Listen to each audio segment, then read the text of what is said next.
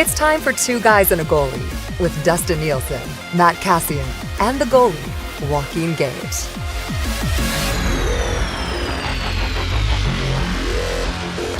Well, happy Thursday, everyone, and welcome to another episode of Two Guys and a Goalie. Thank you very much for being here. Nielsen, Cass, and Gager with you today. It's episode 210. Stay cool, bet responsibly with our presenting sponsor from CoolBet. Sign up for an account today. CoolBet.com. You will get a 100% deposit bonus on your initial deposit up to $200. So you deposit $200, you get an extra $200 that you have to bet over. But we'll get into that a little bit, maybe with Chris Abbott when he pops by. He'll join us a little bit later on today. I had some money on an Ovechkin goal last night, and you guys, I could not believe he didn't get one. 8 shots on goal. Koskinen stymies him early, and then a wide open net. Like, if anybody ever is going to bury that, it was Ovechkin. Cass, it just wasn't meant to be last night, was it? No, I mean, what happened was I sent a letter to the Capitals, and I was like, hey, there's this guy, and he's betting on Ovi breaking the record today, and he's put like every single cent of his money on it. Can you make sure this doesn't happen? And I got a letter back. They sent it not even overnight. Like, it was like by one of those bike couriers. And they sent it to me, and they're like, absolutely. So that's why. So that's on you. So I'll send you the invoice. That's great. Yeah, basically. Yeah. That's going to be good. Gager, what did you think of the game last night, buddy? It was great, man. And it's kind of weird how I had a meeting in the evening. So I was actually on the other side of town, and I did a full Seinfeld Kramer when he goes and rents the car with the gas on E, because I was way out kind of by like Manning, and I wanted to get back to the Costco to get cheaper gas on the west side. So full E light, thinking, oh my God, who am I going to phone? I go, geez, Dusty lives over here. So like, I might, but then I found out you were at the game. I'm like, oh no. Yeah. So I'm thinking Jerry can't. I would have left to come help you, Gager, because I'm that type of guy. So, but I got to thoroughly enjoy Rob Brown and Cam Moon calling the game. They're great, hey? I don't think they realize they're live a lot of the time. Like, it's close to going offside, I think, a few times, but they're fantastic. They're a pleasure to watch. So I enjoyed that. Got home for the third, and I was just so pumped up because they were so ecstatic the whole game. I was really into it, kind of on the radio, and then just watching it. It was great. It's like those UFC fights that just have two opponents that perfectly match each other, and you get one of those types of games. It was great goaltending, scoring chances. That's how I love hockey to be played, playing on the other side of the puck at certain times and stuff like that. Great ending to a great game. I had a smile on my face the whole third period. Man, Samsonov was great in the first half. I mean, the Oilers should have been up 2-3-0. I thought he was absolutely sensational. But Cass, credit to that group, man. They stuck with it. They didn't give up. They weren't like, oh, we're just not going to get it tonight. It's not meant to be. We're going to lose 4 in a row. They kept going and eventually got to him. And it was, the Kassians and Malones and the Cody Cece's. I mean, they all kept grinding. I thought, perseverance paid off last night for the Oilers. Yeah, they kept grinding. I was a little or very concerned after Samsonov and some of the saves in the first, where I was just like, man. Ooh, like if they don't get one here, they could be in one if Washington scores first. And Washington does score first, and I was like, oh boy, like are we going to see a sag? Are we going to see it kind of fall apart for them here? And it did. They stuck with it and pushed through, which was good. It was great to see. Now they have to continue to do it and probably start to score first more. I know you had a hot goalie, but come on, boys. Like, gotta find ways here. So, but overall, like, it was a solid game, entertaining game, pretty fun one. So I enjoyed it. It was just a massive win. They needed that win badly, so it was huge that they got it. Kez, let me follow up on this one to you. We see what Malone and Kassian were able to do last night. Kassian, I thought, one of his better games of the year. Kind of got himself into the game, first shift, 2 big hits, and then, made a really nice behind-the-back pass to Malone, who was driving to the net. Malone picked up the assist there as well. And I know when they're healthy, you got Nugent Hopkins and Puljujarvi added into that top 9 since they brought in Evander Kane. We look at the top 9 and go, you know what? That's a pretty good top 9 now. Do you think Malone and Kassian can kind of establish something 8 to 9 minutes a night on the fourth line. We've only seen it for the one game, obviously, but I liked what I saw. I thought they fed off each other a little bit. They did. The thing I liked about Kassian's game is he played in straight lines. Like, it was stops and starts, and if you have an opportunity to hit somebody, you hit somebody. And I like that from him. And maybe it's, consequence of having the bubble on, or maybe it's just first game back after a while where he just, I don't want to say he was completely like his old self when he's playing at his best, because he wasn't quite there, but it was a lot better than when he's just trying to be too skilled. And the thing with Zach Kassian is he's got skill. So when he plays hard and when he plays in straight lines, there's going to be those opportunities that he does get to make those plays. And he's going to surprise some people. He's going to surprise some defensemen because they're not expecting him to, like with that pass, that they're not expecting someone to make that play or him in that situation. So could they solidify the bottom group? They could. Malone may help with that because he's not a rookie guy. He knows what's expected. He is another just a straight line, simple game player. And if that helps Kassian just bring out the best in his game, then it's a positive. But really, guys, like, here's the thing with Zach Kassian. I want to go back to the whole Jay Woodcroft becoming the coach and the Derek Ryan comments about Woodcroft becoming the coach. And I think Zach Kassian fits into a similar bubble. So I don't think it necessarily has to even be Malone. Like, you could see a look here where we get back to the Fogle, Ryan, Kassian line that was so successful early in the season because they may actually get an opportunity to play that way. And you could see Kassian contribute and that whole line really contribute in that environment. So, good thing that he came back, solid game from all of them. And I'm going to stop talking because I've been talking for too long. A few other things to get to from that game last night. Gager, do you think it was possible that both referees just had their eyes closed at the moment Ovechkin reset the grip on his stick and pulled Hyman back? Who was it this morning? It must have been a text into the show. Somebody said, outside of taking one of those big canes that you pull bad comedians off the stage with, I don't know what else he could have done. I mean, that's your typical, and we see it in the National Hockey League, and it always frustrates me, but is that your typical game management situation? Like, Capitals are pushing, you're not going to call a penalty on overreaction. If Hyman doesn't get hooked, there's a good chance he scores an empty netter to seal it away and cover the puck line at -1.5 if I add. So, Gager, what'd you think of that play last night? It was a Michael Massey moment where they wanted to have a race, have a hockey game. And yeah, was it a penalty? Yes. And there was a ton of missed stuff, of course. Yeah, it was.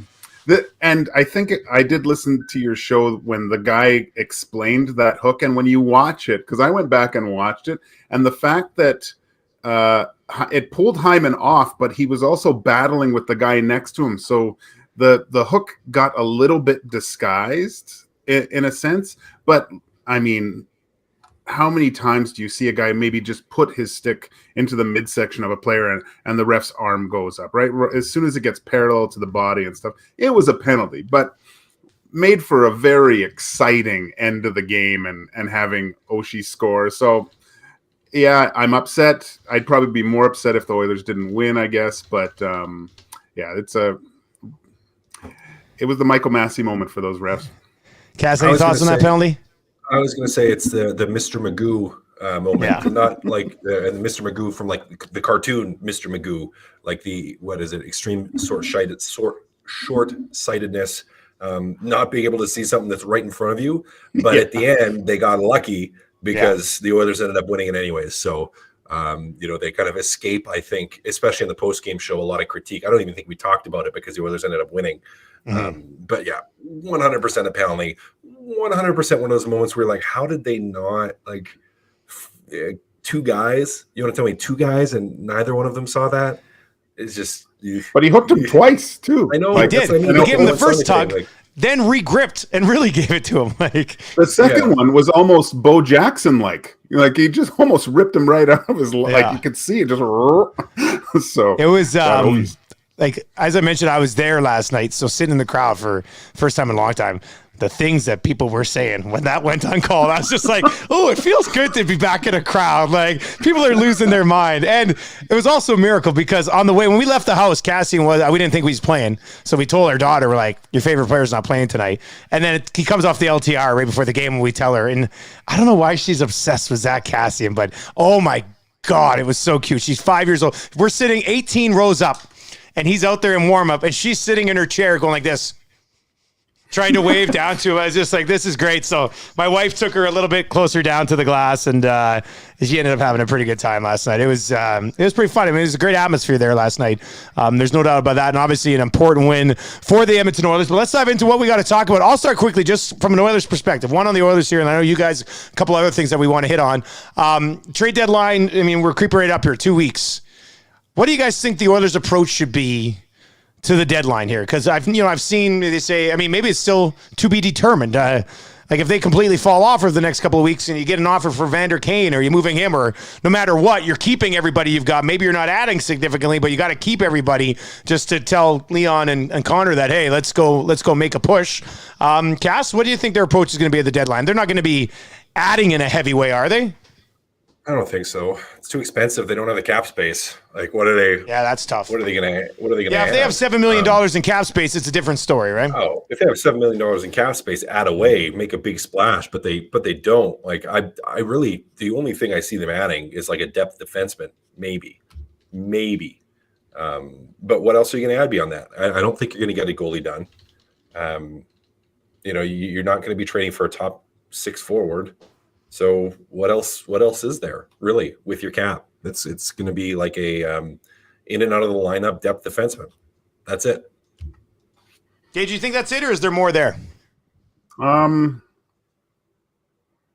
There could be, depending on the injuries to Nugent Hopkins and if I think I read yesterday that Puljujarvi's pretty close to coming back, and if someone else does become injured within the next few weeks here, right? I think that that might change the way the Oilers look at that. But man, I know everyone harps on Holland and not doing this and not getting a goalie, but I do think his hands were tied with obviously the cap room and space, and he's said in the past that it's more important to not just have a winner, but be a consistent winner and making the playoffs each and every year and being a powerful team moving forward. And I just don't think, I don't think anything's really going to happen because they're not willing to gamble future years on a run this year. I don't think, and I don't think it's the time to do it anyway.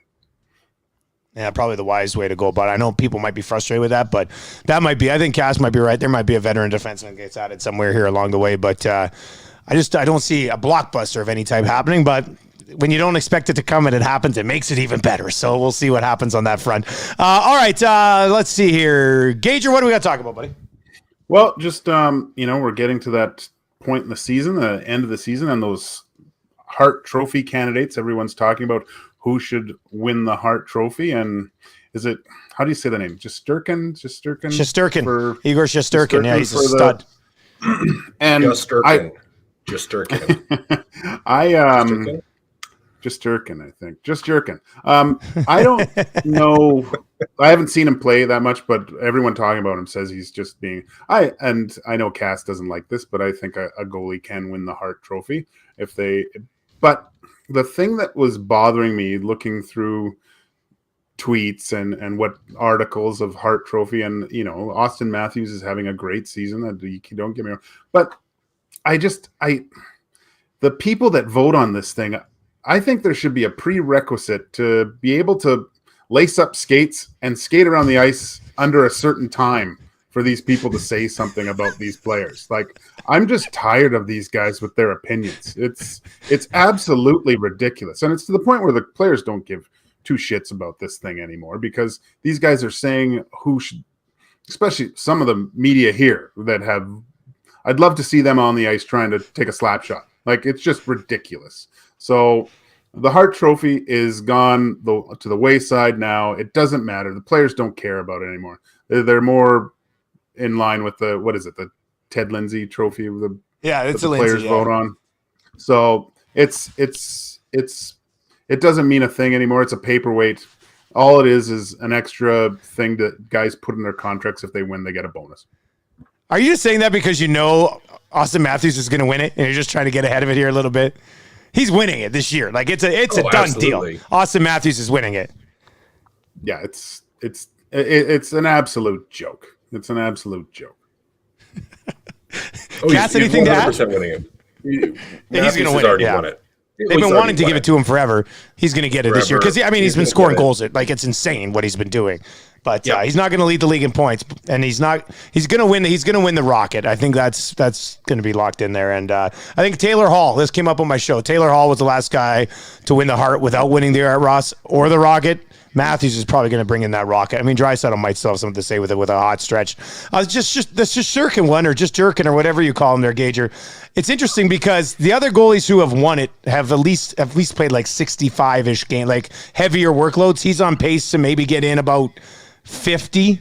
Is that enough in your opinion to only play 50 of your team's 82 to be in the mix there? I get it when a goalie plays 70 and has a 930 or something. He's got a 940 and a 1.93. His numbers are out of this world, but the only case against him would be he might only end up playing 50 games. Yeah, but I just haven't seen it enough. And I equate it to watching, like, for some reason I've watched 4 Panthers games over the last few weeks.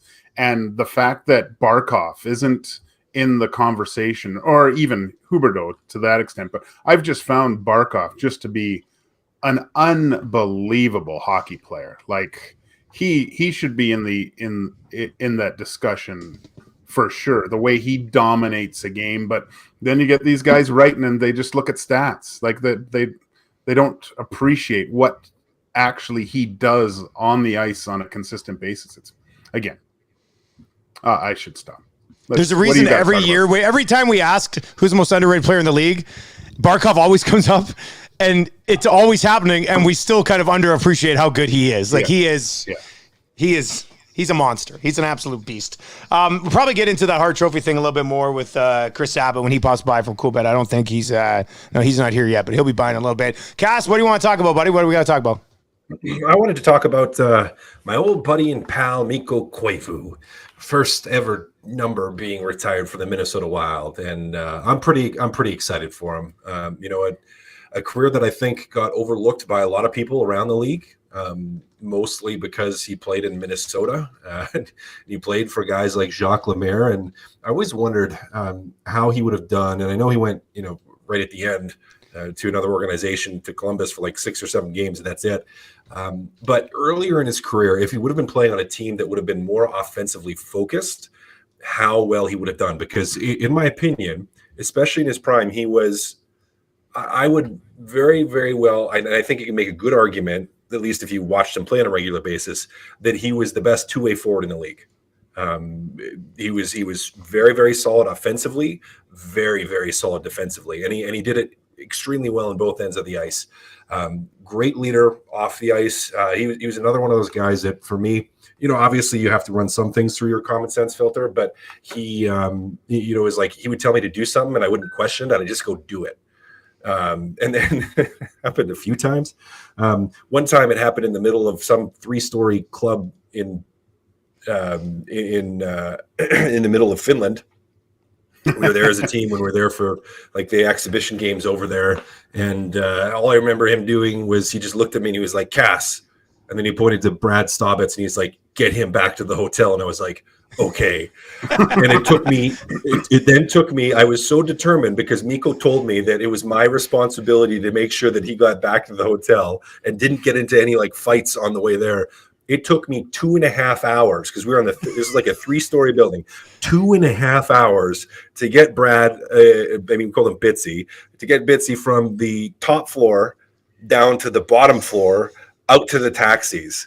2.5 hours to get this guy out of there, and I did it because Mikko Koivu told me to. So you really didn't do it at all. If he stayed in the club for 2.5 more hours, it was a slow progress. Like we were moving the whole time. And I think if I were to count the amount of people that Bitsy finger gunned, because he was just like giving finger guns to everybody, it probably would have been in the hundreds. Like it was like every person as we inched our way to the stairs, and then inched our ways down, and then inched our way just through this maze. Like he was finger gunning the whole way. So it ended up being quite an epic and interesting night for me in a lot of ways. But for Mikko Koivu, it's going to be an epic and an interesting night to have his jersey retired. So first one again for the organization. Saku's going to be there, I read. So that's going to be special. Yeah, that's my guy, special. Man. God, that's your boy. All-time GOAT. I love him. And you know what? Just to give people, like, to go back to that Finland trip, he, like, it would be like Connor McDavid walking around Edmonton, except in the entire country of Finland for Mikko walking around there. Like, we would go out and just go to a restaurant, and keep in mind, like, he didn't live in Helsinki in the off season. But it was like, if you're out wherever you are, everybody knows him. Like, he's not taking two steps without getting recognized. And just the respect, like, he was an absolute icon over there, absolute icon in Minnesota. I'm just really pumped for it, pumped for him to have that moment. Still just a fantastic guy. We have some really good memories together, watching some football games together at Lambeau. So my first NFL game at Lambeau, we hopped on a bus together and went with a couple of the other guys, and just a great guy, great human. Really, really proud of him. Happy for him getting his number retired. I'm with you. I mean, if he's on a more offensive team or put a more offensive spot, he could have been an 85 point guy, no problem, right? Like, no problem. Easily. Yeah. One of the filthiest backhands you'll see, that guy in a shootout. Breakaway. That was his thing, right? He'd fake and then backhand top. He was automatic in the shootout. I followed him pretty closely because obviously my awkward obsession with his brother Saku. So when Mikko came in, I was just like, oh my God, it's a larger version of Saku. This is amazing. And Saku in his prime before his first injury moved a little bit better than Mikko, but Mikko still got around really. He was a hell of a player. You're right. What was the age difference between the two? 4 or 5 years, maybe even a little bit more. Like that. It might be. I got it right here. Mikko's 38. Saku is 47. 9 years actually. Yeah. So maybe 9 years apart. Mom and Dad Koivu were at that bar later on. And little big Mikko came along. So very awesome though. Very cool to see that number retired. That's a good story about him telling you to get that guy out of the bar. I do like how it took 2.5 hours. It sounds like it was still a good time getting him out. That was good. All right, Chris Abbott is going to pop by. Looks like Chris Abbott's on the run again. As if he's not in Vegas, he pops into Toronto quickly, and then I feel he can't stay around for a bit because knowing Chris, looks like he's back at his parents' place. But let's bring in Chris Abbott today. Abbott, where are you today, buddy? Yeah, the encyclopedias are right there. Absolutely. Yeah. I'm back. My dad had a surgery, so I came out to make sure he was all right. But nothing major. He had this thing done with his hand. So I actually surprised him. I knocked on the door last night. I said, I heard somebody needs a hand around here. But and that's nice. Oh, nice. Yeah, no, it was cool. It was good. It was great. So he was in this morning, and then just brought him back. So he's number one. So yeah, I'm out here for about 10 days. But yeah, I mean, staying around Toronto right now isn't fun. There's no, they're dropping all the mandates on the 21st, maybe. So then it might change, and it looks like we might get a baseball season right now. So did that just pop up? Like, is there a new update on that since we started the episode? Or the latest one with John Heyman was saying that they're at the 2-yard line, and spring training could begin on March 13th. So. Unless, of course, they decide to pass it instead of run it and blow the Super Bowl, which would not be good. That would not be ideal. I like the fact that you got to surprise your. I love the surprise as an adult of your parents, because you think like, oh, your parents, they're doing their own thing now, but then they see you if you surprise them. It's the greatest thing in the world. I love it. That's good. I get to see my parents like 4 times a year, so it's exciting to do that.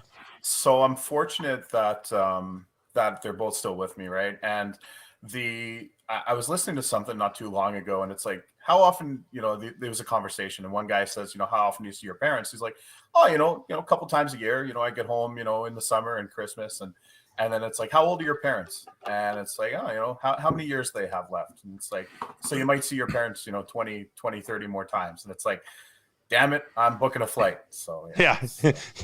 Always go see them. That's what we've learned recently around here as well. All right, Chris. First of all, were you on an OV gold prop last night? Because I was on an OV gold prop. I'm in attendance. I'm on the edge of my seat. He got that puck in the slot early in the game on Koskinen. He had enough time that I looked at Tammy. She was on the other side of the kids, and I was just like, here it is. Yeah. They're going to start early. And when that didn't go in, it was like when Donnie didn't roll a strike in Big Lebowski. I was like, something's wrong here. And that made for a pretty stressful night the rest of the way. Oh, man. Yeah, you would have had your night paid for. I had it as well. I had Oilers in regulation, which I was livid about. Like, that was a hook in 1986. Yeah. And then, of course, right? And then, hey, at least if Ovechkin had scored the tying goal, I wouldn't have cared, you know? Yeah. And I'm sure you were the only person in the rink that was pissed that McDavid scored in overtime too. And then I had a Darnell Nurse point prop, but this is shame on me because I guess he doesn't play in the power play anymore. I haven't watched a whole lot of Oilers games lately, and he was matched up against Ovechkin every single shift. He still had some chances for a point, like that one play near the end of the first period where I think it was Hyman was in the corner and passed it out through Samsonov's legs, and they didn't even know that it was there. Yeah, that was Kane. It was Vander Kane, I think. Oh, was it? Nurse put that in the corner, so that would have been an assist. And anyway, I tell you what, though, and I responded to Gager, like, this was a real fun game to watch. And even though I lost the bets, like, they were pretty sweaty, and I feel like I got my money's worth. No, that was I had a smile on my face the whole third period, just the way the game went. It was fantastic. I wish they'd play the Capitals like 5 more times this year. If that's the kind of games you're gonna get when those two meet. They match up well together. Yeah, I mean, I thought it was outstanding. I mean, and granted, it was a late start out here. I think it was 10 o'clock in Newfoundland when that one started. So there was no way I was making the Habs Canucks game. But yeah, it was fun, man. It was a really good game. I mean, I thought everyone knows the game script. The Oilers dominated early.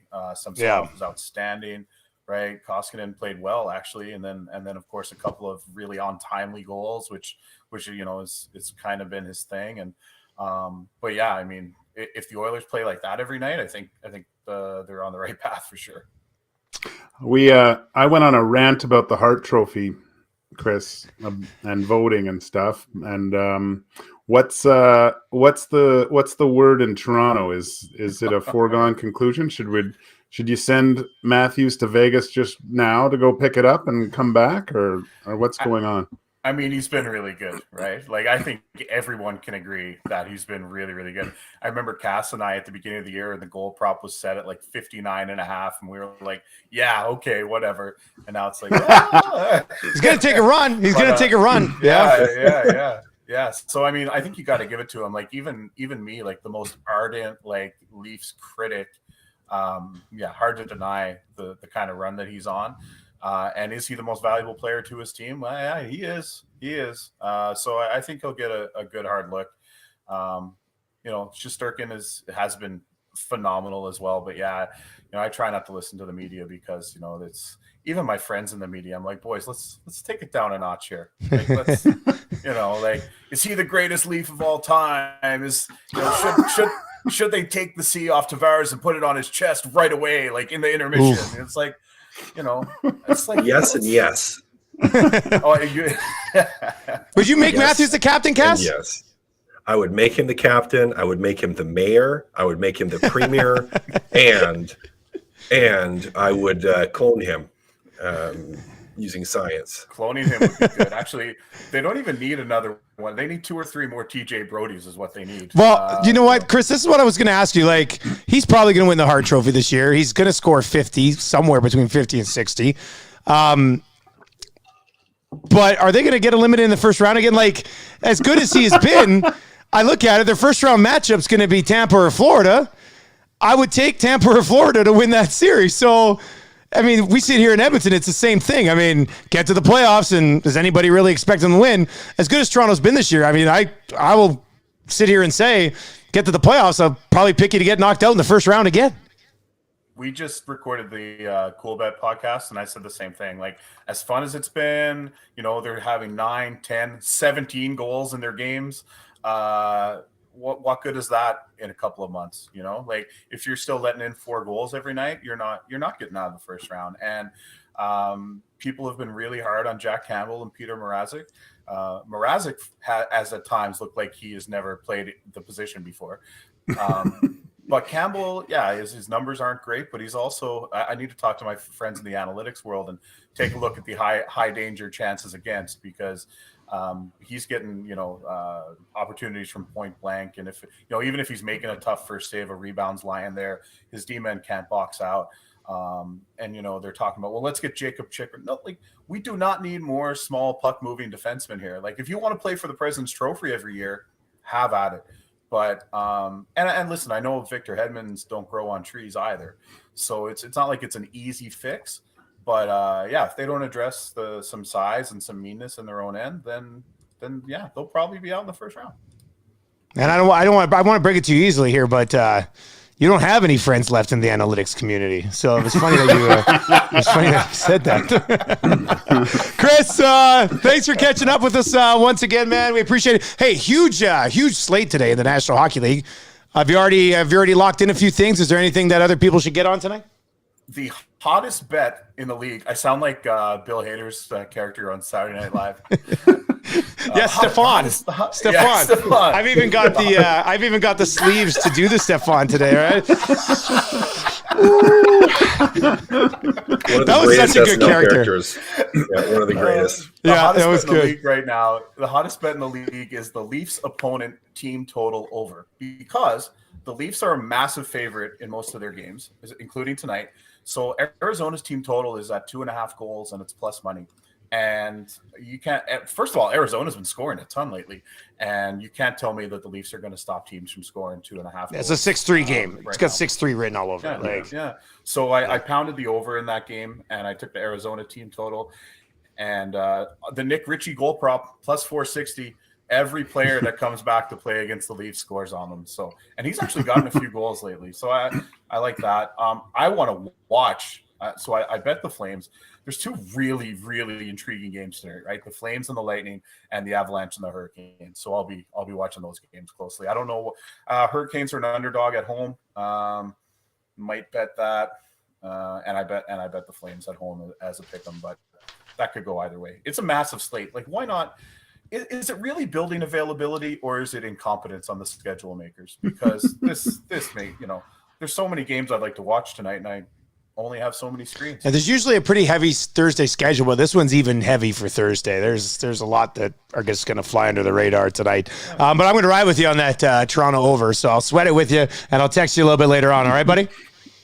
Yeah, and Jack Eichel's going to score in Buffalo tonight too, probably over 1.5 points. Yeah. Yeah, okay, that's good. What's that goal prop at right now? Plus something? Jack Eichel to score plus 136. Perfect. Jack Eichel points over 1.5 plus 147. Jack Eichel shots on goal at 3.5. Pick him right now.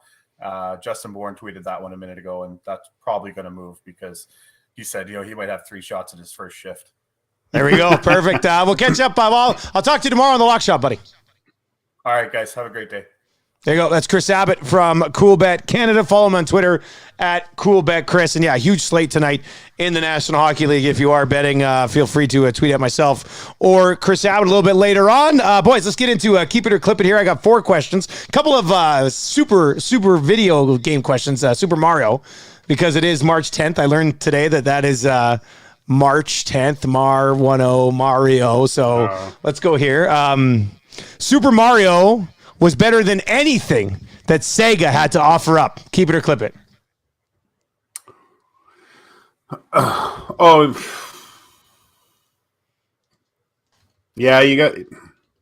got to keep it. I know there was the Sonic movies that came out, but you can't beat Mario and the Nintendo gaming system. That's there was too many worlds. The first game was incredible. Yeah. No one comes close. Cash, were you a Sega kid at all or no? Sega. What's Sega? I don't even know what Sega is. Yeah, I never played it either. No idea what Sega is. Yeah, you did. 94 hockey? That was Sega. Yeah, I no. Well, it was out on Super Nintendo too, wasn't it? No, that was a What? Sega exclusive game. I did not. Yeah. I don't think I ever, like, aside from occasionally maybe being at a friend's house that had Segas. No, I was a Nintendo guy all the way. So you're keeping it. All right. What about this one? Mario Kart is the best racing game of all time. Keep it or clip it. Well, I haven't played F1 Manager 22 yet, where I'm going to fully immerse myself this summer. But yeah, for when you finally got the drifting in that and getting those boosts, and with 4 other guys, I remember many that was always afternoon fun. with 4 guys in a hotel room playing Mario Kart. It was pretty funny. So. Yeah, those were a lot of, and you can play it again on the Switch, right? So I haven't. Oh yeah, we've been playing on the Switch right now. It's awesome. I gotta hook that up to the big TV and try that again. Actually, yeah. Now that you're saying it's good. Keep it. Cass, you big racing game guy or no? No, I've never been a big racing game guy. Like I still play. I play the original Mario Kart because I have like a little Nintendo thing with the girls because they love it. So we'll play that one. But yeah, I'm not a big racing game. Like I like sports games, I like shooting games, and I like fighting games, like boxing kind of games. Those are really what I played. Not so much in the racing. Yeah, outside of the seat and the wheel and the pedals that I have, I'm not that into racing games either. So it's good. Two Oilers questions to wrap up. Stuart Skinner should start versus Tampa. Keep it or clip it. Keep it. Let's test the kid and go up against the best. Hopefully he can put together a game, and it really cool to go up against arguably the best goalie in the league too. So he beat Hellebuck way back when. Let's see if he can beat Vasilevsky on this. Keep it. Cash, you stick with Koski or you go with him? My heart wants to say Stuart Skinner, but I think you stick with Koskinen. He's played well. He just got you another big win. You're not playing him in like back-to-back nights here, and he's been really good for you. So that's probably who you're going to stick with. Although I do want to see Stuart, so I want to see Skinner in there, but it's probably going to be Koskinen. All right, final one, boys. Keep it or clip it. Philip Broberg will be a top pairing defenseman one day. Not putting a timeline on this. One day. Keep it or clip it. Does he have that upside, I guess, is really the question. Is this like 1 or 2? Are you saying? Like yeah, 1, top 2? pair guy. Number 2. He could be a 2. 2 would count there. After seeing what he's been doing, I'm going to keep it because he's got that thing that these D-men have, like when Cale Makar, and I'm not saying he's Cale Makar, but when Cale Makar skates, it looks like his upper body is completely different from his lower body, and it's tough for me to explain, but the way he thinks, he doesn't have to think about the skating portion. It's robotic, it's automatic. Like when you see Makar move around, like he's doing stuff, his head's up, his upper body's moving, but his feet keep moving, and it's only the greats kind of do that, and he has that type of capability of how well he can skate. It doesn't have to think about it. So yeah, I'm going to keep it.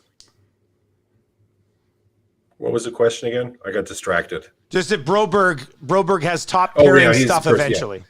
Yeah. We're talking like 4 or 5 years. Yeah, from now, I know. Yeah. Potentially it's there. I'll say I'll keep it. I'm not like at 100% certain of that, which is fair. But I do see some good things. I still would have some question marks about some of the decision making. But he's got the tools, so he's got the potential to get there. There we go. That's going to do it for another episode of Two Guys and a Goalie. Cass, you have a great weekend with your family, and Gager, you have a great weekend watching F1 testing.